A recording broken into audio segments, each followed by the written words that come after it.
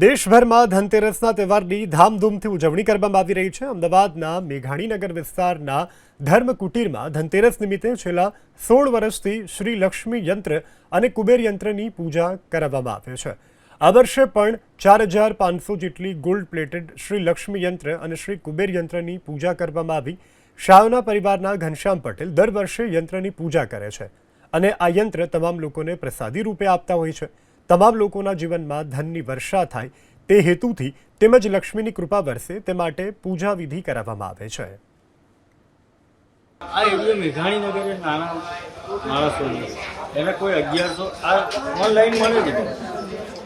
1100 રૂપિયા ને મોટું યંત્ર 5100 રૂપિયા પણ ભગવાન પ્રસાદીમાં આપે છે મેં એટલા ભાવથી લઈ છે આ પૂજા કરીશ મારા બાળકો મારું પરિવાર ભગવાન ભરતી સુધી એ ભાવનાથી ભગવાન અલાવે 16 વર્ષ થઈ